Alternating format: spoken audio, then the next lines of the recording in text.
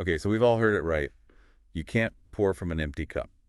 It's like everywhere these days. But have we really thought about like what it actually means? Especially when it comes to relationships, right? Exactly. Like, are we really talking about like literal cups here? Well, not exactly. I mean, can't pour from an empty cup uses this cup thing as a metaphor.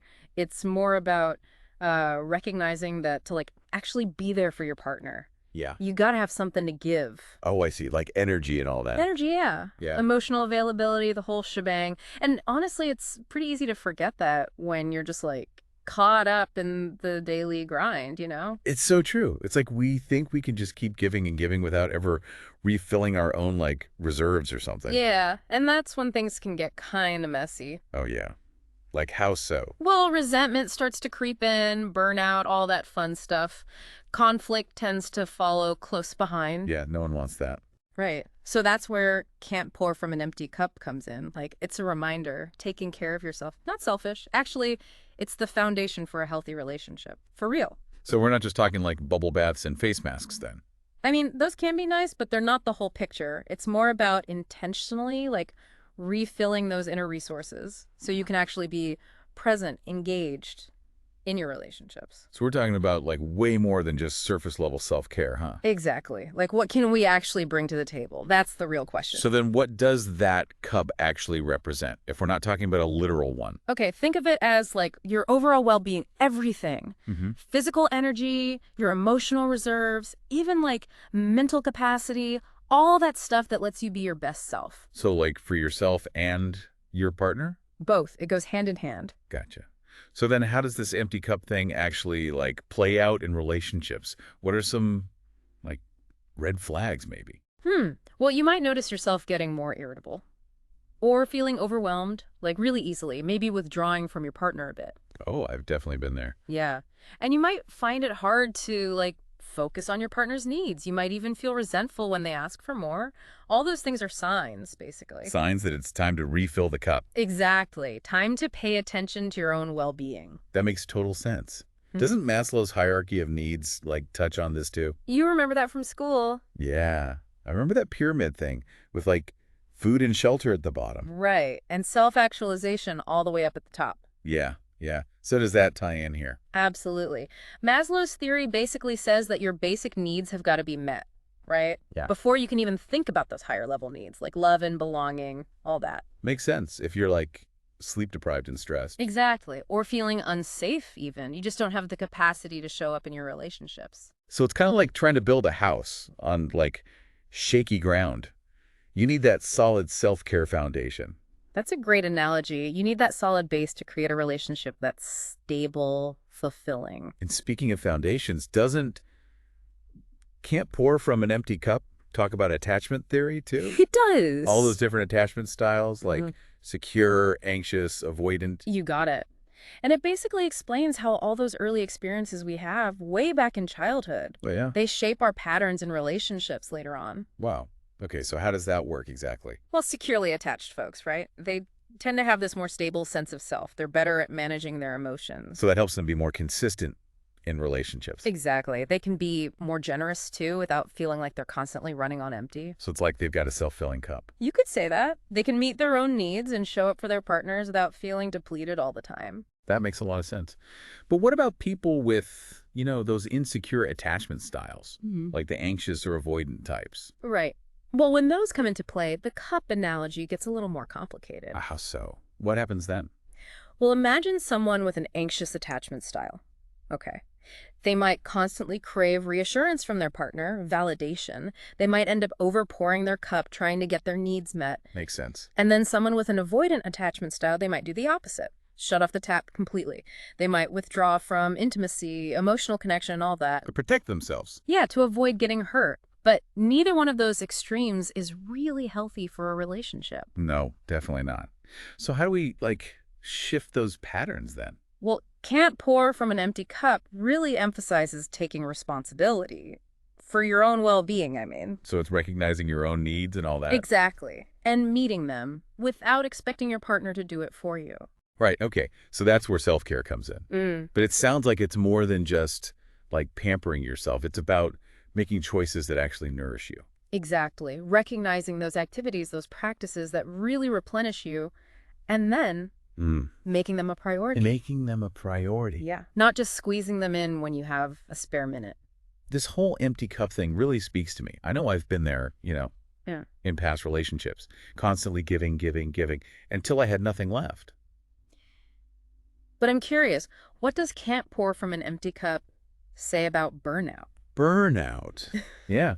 I mean, we usually think about it with work and stuff, but it feels like it could apply to relationships too. Absolutely. In fact, can't pour from an empty cup actually highlights that. Overcommitting in any area of life can lead to burnout, whether it's work, family, social obligations. Oh, wow. And when you're burned out, you just don't have the resources to be a good partner. That's like you said before, right? You're running on empty. Exactly. And you hit that wall. Yeah. And in a relationship, that wall often looks like resentment, conflict, distance, all that. Right. So can't pour from an empty cup reminds us that we need to be mindful of our limits, set boundaries. Boundaries. That's a big one. It is, because saying no sometimes, it's not selfish. It's self-preservation. That's a really good point. Yeah. I think so many of us struggle with setting boundaries, especially in relationships.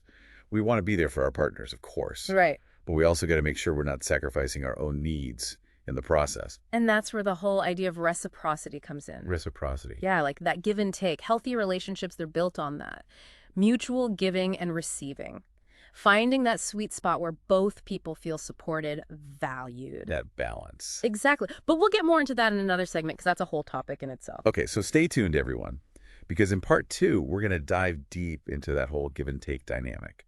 We'll be exploring how social exchange theory sheds some light on all of this. It gets really fascinating, actually. So much to unpack about how to create that balance, that sense of fairness in a relationship. We'll see you back here soon. So welcome back to our deep dive. Picking up where we left off, burnout and overcommitment, all that can really drain our cups. Yeah, it's like you're trying to run a marathon, but you haven't eaten anything, Exactly. You might start off strong, but you're going to hit a wall eventually. And in relationships, that wall can look like resentment, conflict, emotional distance, all that fun stuff. Right, and that's where can't pour from an empty cup really pushes us to look at that give and take dynamic. Give take, okay. Yeah. It's not about keeping score or anything, but it is about making sure things feel sustainable, fulfilling for both people. So how do we even start to look at that balance? How can we tell if we're giving too much or not getting enough back? Or if it's just totally one-sided? Well, that's where this thing called social exchange theory can be super helpful. Social exchange theory. Okay, I'm listening. So basically, can't pour from an empty cup explains this theory says that relationships are all about these exchanges, right? We offer certain things, could be tangible, like helping with chores, or intangible, like emotional support, and then we get something back. Sounds kind of transactional when you put it like that. Like love is just a spreadsheet or something. I get it. But think of it more like a flow of energy, okay? The key is that both people are contributing and receiving in a way that feels fair, sustainable. Over time, I mean. If one person's always pouring out their energy, their resources, without getting anything back, that's when resentment starts to build. Yeah, that makes sense. So not about demanding a tit for tat, but creating this dynamic where both people feel valued, supported. Exactly. And that takes communication. Open, honest communication about what you need, what you expect. Can't pour from an empty cup is big on that, being direct, instead of hoping your partner will magically read your mind. Oh, I've so been guilty of that. Just assuming they should get me, Yeah, but in reality, clear communication. That's the key. It is.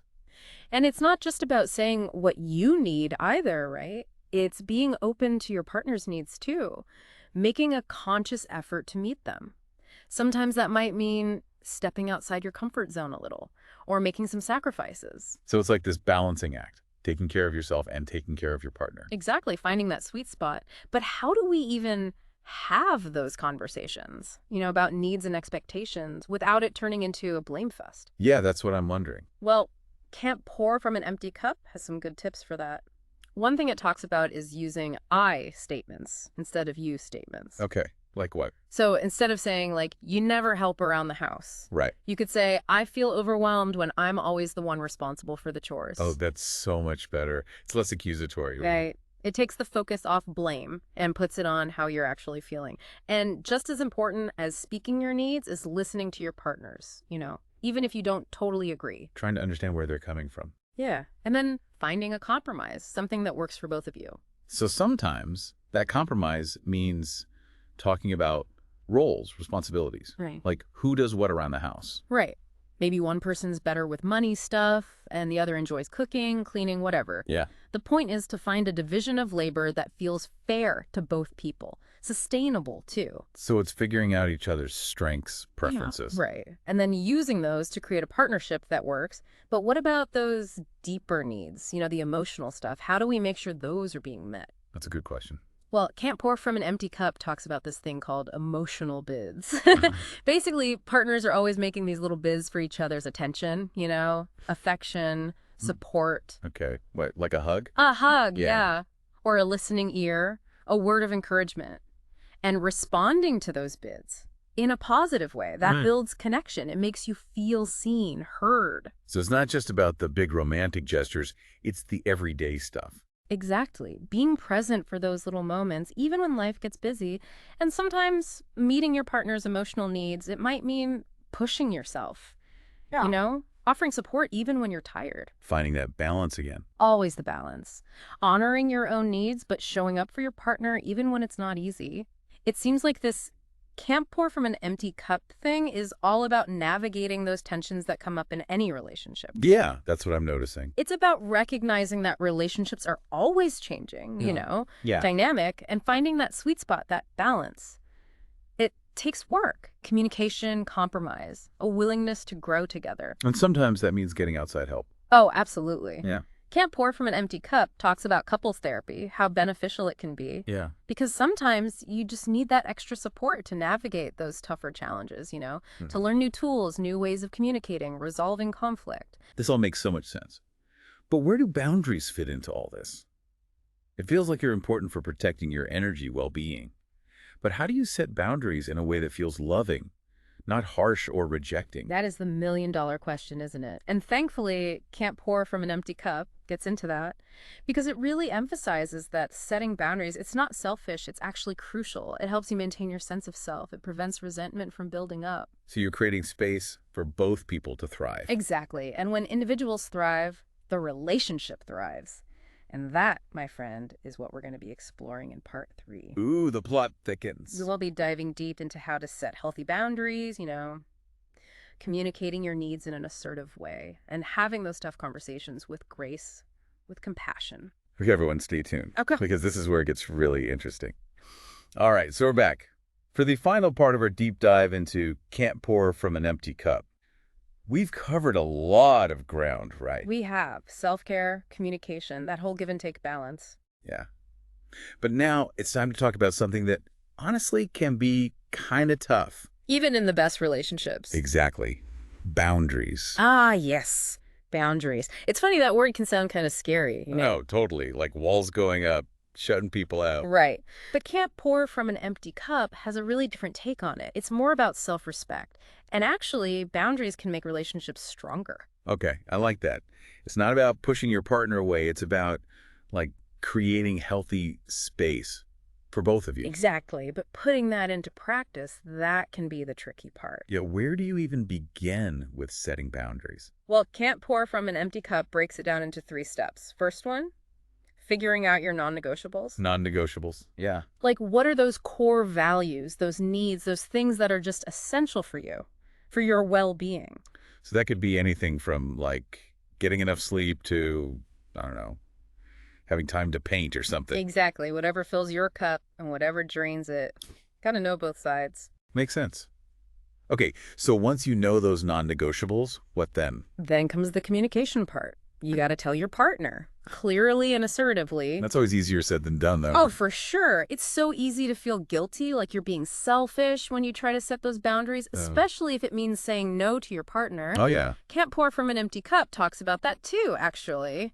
How guilt and that fear of disappointing your partner, they can really get in the way. They do. But it encourages us to, challenge those beliefs. Remember that taking care of yourself, it actually helps you be a better partner. So it's not about choosing between your needs and your partner's needs. It's about finding a way for both to exist. You got it. Yeah. But what about those times when your boundaries, like, bump up against your partner's wants and expectations? What happens then? Yeah, good question. How do you deal with that without it turning into a fight? Well, that's where step 3 comes in: negotiation and compromise. Because healthy boundaries, they shouldn't be these rigid lines you can't cross. It's more about finding that middle ground, where everyone feels heard and respected. So it's like having those honest conversations Yeah, where you can both say what you need, listen to each other, and come up with solutions that work for both of you. exactly. And can't pour from an empty cup really makes it clear that compromise doesn't mean sacrificing those core values, those needs we were talking about. Right.